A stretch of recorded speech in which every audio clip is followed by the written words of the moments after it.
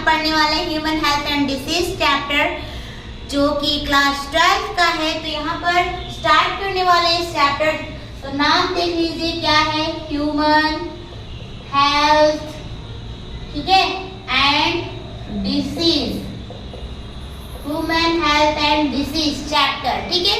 यहाँ पर हम सभी डिसीज को पढ़ेंगे, ठीक है, और क्या होती है हेल्थ को जानेंगे, हेल्थ की डेफिनेशन पढ़ेंगे।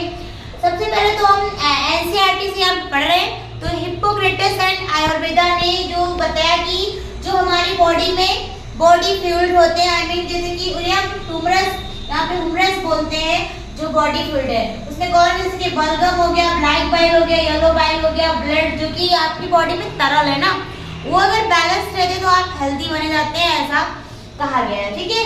तो चलिए हम स्टार्ट कर लेते हैं इस टॉपिक को। और यहाँ पर सबसे पहले तो हम जानेंगे हेल्थ की डेफिनेशन। तो यहाँ पर जो हेल्थ होती है, health does not simply mean absence of disease और फिजिकल फिटनेस, ठीक है। हेल्थ को आप ऐसे सिंपली जो अगर डिजीज नहीं तो आप बिल्कुल हेल्दी नहीं है, ठीक है।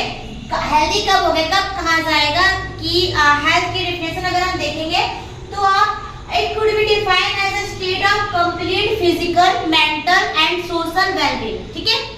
आपका मतलब एक तो मानसिक, शारीरिक, मानसिक और व्यवहारिक तीनों रूपों से आप अगर स्वस्थ हैं तभी आप एक स्वस्थ माने जाएंगे, स्वस्थ रहेंगे, ठीक है। तो ये चीज आपने देखी यहाँ पे, और ये जो चीजें हैं इसको देखिए। अब हम यहाँ पर जब डिसीज को पढ़ेंगे, डिसीज, तो सबसे पहले हम देखेंगे कि जो डिसीज होती है वो जैसे कि कितने, मतलब हम कौन कौन से डिसीज पढ़ेंगे। सबसे पहले आप यहाँ पर डिसीज होती है, हम 2 टाइप्स में पहले डिवाइड कर ले रहे हैं। एक तो हो गई हमारी जेनेटिक डिसीज, ठीक है, जेनेटिक डिसीज, एंड दूसरी हो गई एक्वायर्ड डिसीज, ठीक है, एक्वायर्ड डिसीज। अब ये बात है कि जो जेनेटिक डिसीज होती हो इनहेरिट फ्रॉम पेरेंट्स, हमें पेरेंट्स से मिलती है, ठीक है, genetic disease, and acquired disease after birth, ठीक है, आफ्टर द बर्थ, ये एक्वायर्ड डिसीज।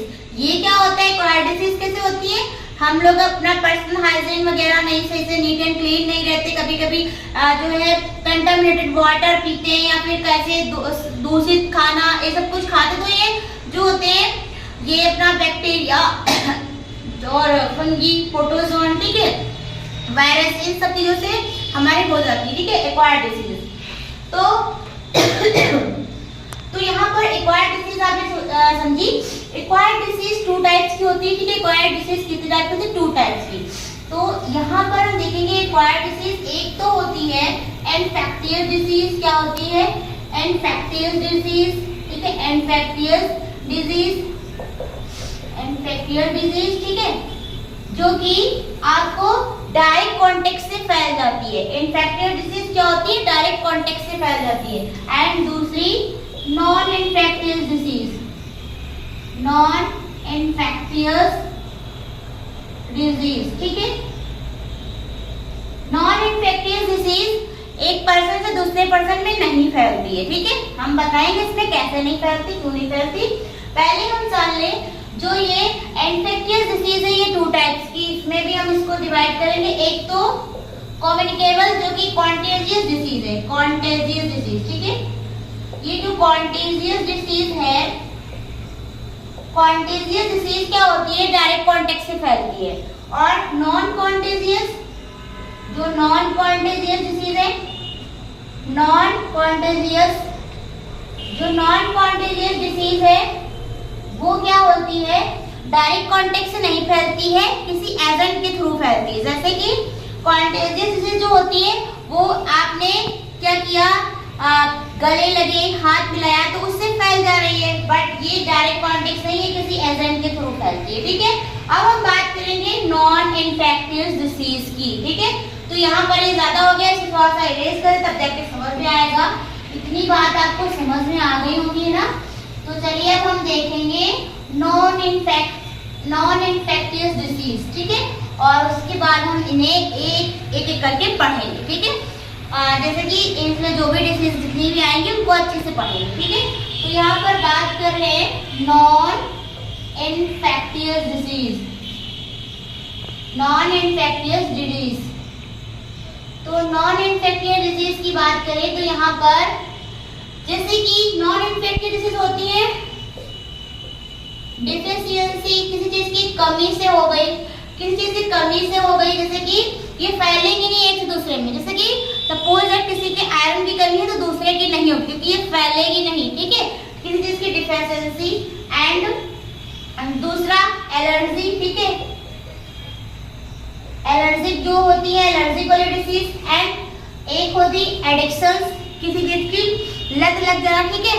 तो यहाँ पर एडिक्शंस स्पेलिंग आप सही यहाँ पे लिखी हुई एडिक्शंस की आती है, आप लोगों को लिख लीजिएगा, ठीक है। और फिर दूसरी बात किसी भी कह लीजिए कि किसी ऑर्गन की कमी, मतलब ऑर्गन कोई खराब हो गया वो डिसीज, उससे अगर कोई डिसीज हो रही वो भी फैलेगी नहीं। कैंसर, कैंसर भी नहीं फैलता, ठीक है। मेंटल, अगर पागलपन का रोग है ये भी नहीं फैलता। ये सारी आ जाएंगी नॉन इन्फेक्टियस डिजीज में, ठीक है। तो चलिए अब हम पढ़ लेते हैं।